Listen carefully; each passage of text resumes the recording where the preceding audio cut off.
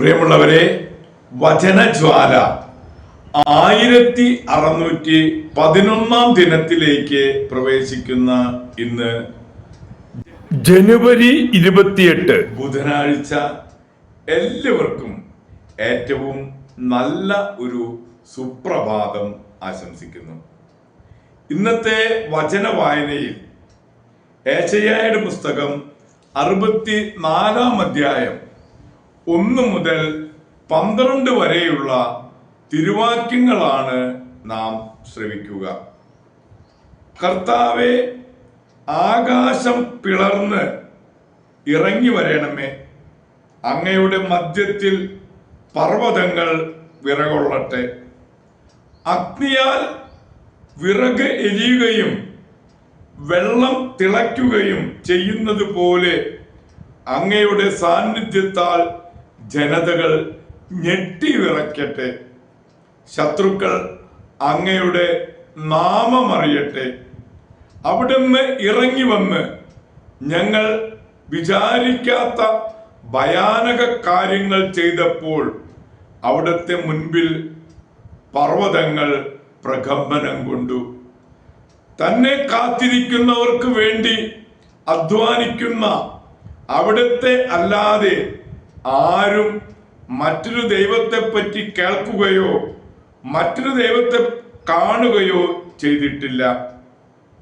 അങ്ങയുടെ പാതയിൽ അങ്ങയെ സ്മരിച്ചുകൊണ്ട് സന്തോഷത്തോടെ നീതി പ്രവർത്തിക്കുന്നവരെ അങ്ങ് സ്വീകരിക്കുന്നു. അങ്ങ് കോപിച്ചു, കാരണം ഞങ്ങൾ പാപം ചെയ്തു. വളരെ കാലം ഞങ്ങൾ തിന്മയിൽ വ്യാപരിച്ചു. ഞങ്ങൾക്ക് രക്ഷ കിട്ടുമോ? ഞങ്ങൾ അശുദ്ധനെ പോലെയും ഞങ്ങളുടെ സത്പ്രവർത്തികൾ മലിന വസ്ത്രം പോലെയും ആണ്. ഇല പോലെ ഞങ്ങൾ കൊഴിയുന്നു. കാറ്റെന്ന പോലെ ഞങ്ങളുടെ അകൃത്യങ്ങൾ ഞങ്ങളെ പറപ്പിച്ചു കളയുന്നു. അങ്ങയുടെ നാമം വിളിച്ചപേക്ഷിക്കുകയും അങ്ങയെ മുറുകെ പിടിക്കാൻ ഉത്സാഹിക്കുകയും ചെയ്യുന്നവൻ ആരുമില്ല. അങ്ങ് ഞങ്ങളിൽ നിന്ന് മുഖം മറച്ചിരിക്കുന്നു. ഞങ്ങളുടെ അകൃത്യങ്ങളുടെ പിടിയിലേക്ക് അങ്ങ് ഞങ്ങളെ വിട്ടുകളഞ്ഞിരിക്കുന്നു. എന്നാലും കർത്താവേ, അങ്ങ് ഞങ്ങളുടെ പിതാവാണ്.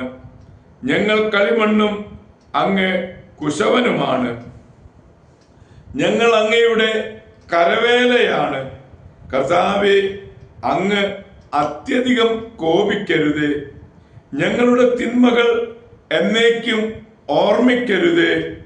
ഞങ്ങൾ അങ്ങയുടെ ജനമാണെന്ന് സ്മരിക്കണമേ. അങ്ങയുടെ വിശുദ്ധ നഗരങ്ങൾ വിജനമായിരിക്കുന്നു.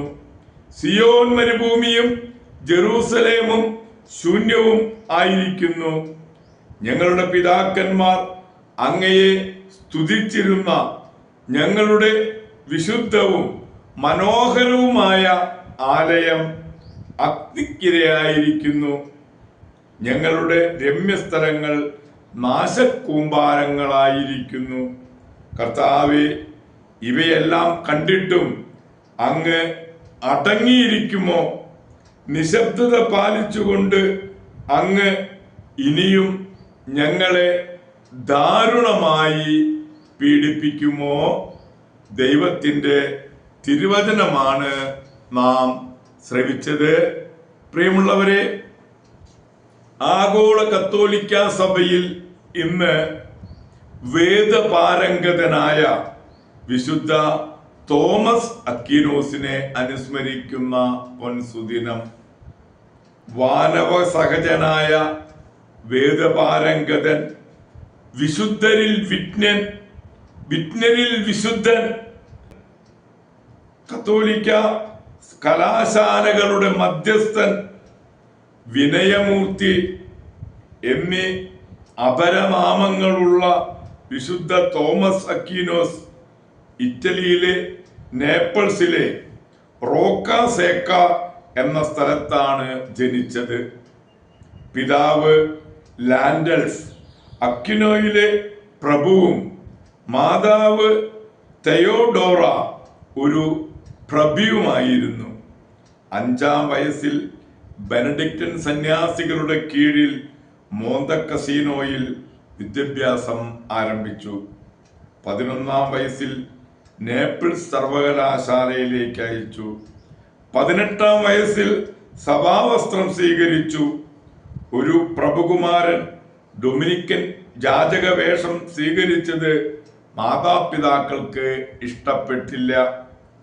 സ്വന്തം അമ്മയുടെ പ്രേരണയിൽ സഹോദരന്മാർ തന്നെ 2 കൊല്ലം ഒരു മുറിയിൽ അടച്ചിട്ടു. പിന്നീട് ഒരു വേശ്യയെ അദ്ദേഹത്തിന്റെ മുറിയിലിട്ടടച്ചു.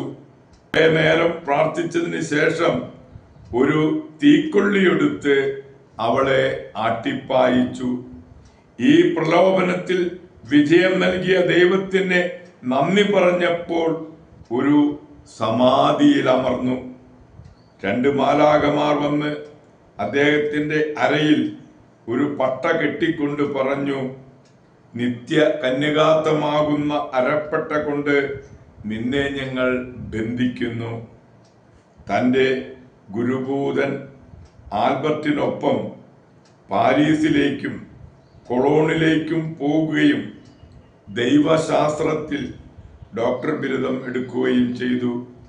ദൈവശാസ്ത്ര സമാഹാരം, വിജാതികർക്കെതിരായ സമാഹാരം, കുഞ്ഞു ചോദ്യങ്ങൾ എന്നീ ഗ്രന്ഥങ്ങൾ ഇന്നും ആധികാരികങ്ങളാണ്. വിശുദ്ധ കുർബാനയെപ്പറ്റി എഴുതിയ ഗ്രന്ഥങ്ങളെയും സ്തുതിക്കായുള്ള ഗാനങ്ങളും ഇദ്ദേഹത്തിൻ്റെ ഭക്തിയുടെ സാക്ഷ്യങ്ങളാണ്. 49-ാം വയസ്സിൽ ലിയോൺസിലെ സൂനഹദോസിൽ പങ്കെടുക്കാൻ പോകുമ്പോൾ സന്യാസികളുടെ ആശ്രമത്തിൽ വെച്ച് തോമസ് ദിവംഗതനായി. തിരുപാവേയം കൊണ്ടുവന്നപ്പോൾ സത്യദൈവവും സത്യമനുഷ്യനും ദൈവസുതനും കന്യകാമറിയത്തിന്റെ പുത്രനുമായ യേശുക്രിസ്തു ഈ കൂദാശയിലുണ്ടെന്ന് ഞാൻ വിശ്വസിക്കുന്നു. ഈ കൂദാശയെ പറ്റിയോ മറ്റു കാര്യങ്ങളെക്കുറിച്ചോ ഞാൻ വല്ല അബദ്ധവും എഴുതിയിട്ടുണ്ടെങ്കിൽ സമസ്തവും പരിശുദ്ധ റോമാസഭയുടെ തീരുമാനത്തിനും സ്വബുദ്ധീകരണത്തിനുമായി ഞാൻ സമർപ്പിക്കുന്നു. സഭയോടുള്ള അനുസരണത്തിൽ ഞാൻ ഈ ജീവിതത്തിൽ നിന്നും വിടവാങ്ങുന്നു.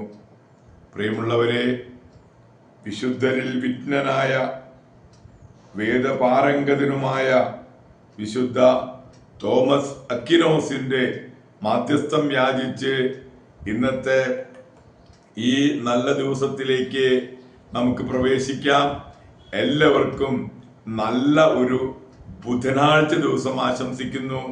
ദൈവം നമ്മെ ഓരോരുത്തരെയും സമൃദ്ധമായി അനുഗ്രഹിക്കട്ടെ.